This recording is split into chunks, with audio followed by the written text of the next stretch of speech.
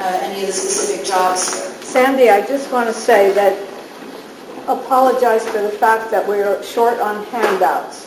If you didn't get one, or if you want more to share with your neighbors, sign up your name, your email. I'll see that you get an electronic copy. I will also tell you that the handout that was today will be part of the minutes that will be posted on the Yahoo group. So if you're already a member, you will get it there. I will also include the scenarios we just went through, the little notes that I was using, so that you can see what kind of thought process goes through with that, and any other information I can think of to add to that. Yes, ma'am. I would be curious about the contents of the different backpacks, too. Do you have a list of something? We could go that. I actually have a list. I think it's also posted on the Yahoo group, and if it's not, I can definitely make it available because I have it already. This has come up several times in my trainings and stuff. Yes. The map. Sandy, can you repeat the questions? Yes, sorry. The question is, where did this map come from? Okay, so I don't know. I mean, the people that are sitting here can see that this is Google Maps. All we did was blow it up so we can see it. And what we did was we took the plat map from City Hall for our neighborhood, and we laid on top of it the shapes of all the houses, and then put the addresses on. The reason this is critical is because you may have a mother-in-law unit, and you have an A and a B, or the house is split, lower and upper, and so you may have multiple things to search, multiple addresses. So you have to know what's going on in this. And so this, we have a guy who just imported it from Google and started doing some drawing. The city can give you a plat map. In fact, I have our version of it. I didn't put it up because we've used this one before. But it looks, if I can have you pull that up. It looks something like this, okay, generally. And so what we've done is we've added additional information, the address, and then also the location of the utilities. This has been pre-screened, so we know where the gas, the water, and the electric is for every house in our neighborhood. And it's on this map, and it's on all the maps that are in the search and rescue backpacks. So before they go into any house, or if they see a house that's collapsed, they're going to turn off all the utilities and move on. So they know exactly where they're at. Oh, I don't know, it might be on the left, no, maybe on the right. That's a waste of time. It's done. I thought we were told not to shut off the gas unless we smell it. And you're going to turn on all up. That's what there's a... I know. PG&E is going to tell you not to, I think. The reason is because they think that gas is somehow critical to life, and you can't live without it.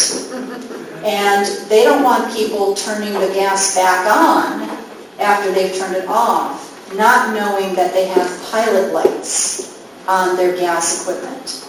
Now, my house, totally not pilot lights. The reason I know that is because when I turn on my stove, it goes click, click, click, click, click, click, click, because there's a sparker in there, and that's how I know it has no pilot light, because that is the spark to ignite the gas. My furnace does exactly the same thing. My water heater does exactly the same thing. That's the only three things I have in my house that have gas. So I don't have pilot lights. But you don't know that about your neighbors. You don't. You don't know about your neighbors. And really, in Berkeley, with our coldest, yuckiest ever day, is anyone going to die from no gas? No.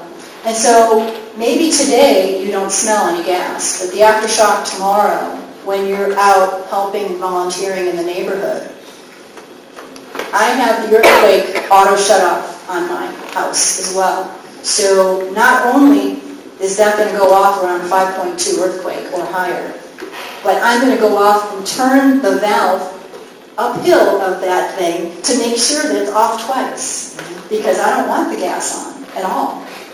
And I know they say that maybe it's a pressure problem, Maybe if everyone turned their gas off, it would be too much pressure in the line. I really don't know why they tell us that, other than the pilot light issue. Well, the other issue is PG&E came and spoke to our group, and the management that said that if you are turning your own gas on, that if you turn it on too quickly, there's a diaphragm that basically modulates the pressure from one line to the other, and if you blow out that diaphragm, you could really mess things up. So that's the reason they don't want you going and turning on the gas. Yeah. But my argument is off is, I know it's safe. On, I'm not sure, so, but then once it's off, it's off. You should just leave it that way and wait until it's like 3 weeks later and the hordes of building inspectors have moved in and all the contractors and FEMA and you've got all this insurance stuff happening and they can come in, they can check every inch of your line or whatever and check for the leaks and say, okay, it's safe, or not. So that's what I'm going to do. Yes. I'd like your advice on the following. You started tonight, and I've thought about it on the first few hours.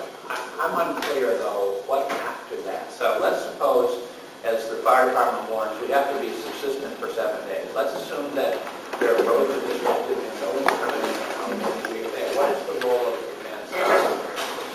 Okay, so the question is, we've talked about the first few hours, essentially, is what we've just kind of gone through.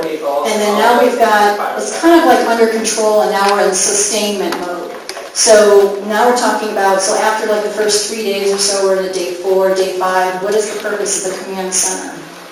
So we may or may not have transported out all of our wounded. The helicopter landing in the field is totally just by chance, if someone actually thinks of doing that to help us out. So we may be transporting our own wounded.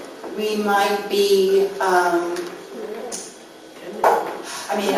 my brain's just spinning, there's so many things to say, but what is the command post's role? Yeah. All we have now are the dogs and cats and the very minor people. Yeah. So we have no gas and no electricity and no traffic. And some homes are livable, so you could go at night and sleep.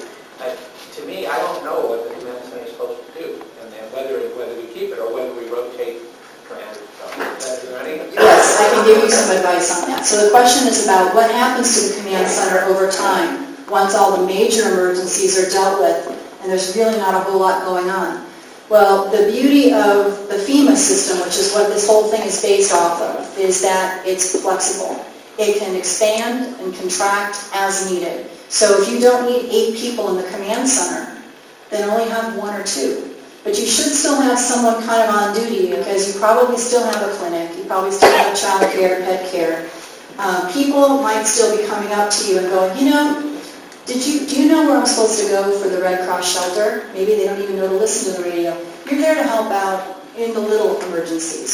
So you're probably not in search and rescue, but you still do have the long-term ongoing stuff. Hopefully now the ambulances have come in from Davis and Marin and wherever else, and now we've got all these assisted, the Army, the National Guard, whoever else is called in by the governor to come in and help us. And so slowly all of our problems are going to get relieved, and then there won't be any problems left, and the decision will be made that we don't need a command post anymore.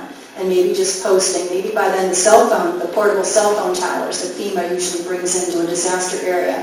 Same thing with Katrina, because they needed communications. And the best way was through cell phones. So they would bring in a portable tower. Now you're able to text message or, whatever to let people know. And maybe you put an emergency number up on a board or something. So yeah, it's purely going to be what is needed at the time. And this organization is flexible. If you've got 4 houses, it might be a volunteer person and a commander and one team, and that's all you need to take care of your needs. It's just whatever. Could you put up the computer links necessary to get the various pieces of information that you were mentioning? Yes, I will put that in the minutes. So when the minutes are written up of today's meeting, How does one get the minutes? Through the Yahoo group. Are Can you you- put the links on the board, maybe? I see. Yeah, it's, well, yeah, it's the pamphlets that are on the back table have all the information on the network. So it'll have the website addresses and emails. So, yes. People haven't signed in to be on the Yahoo group. Can we also put it on the network, on our website? Put the minutes on the website. Oh, she said, should we put the minutes on the website?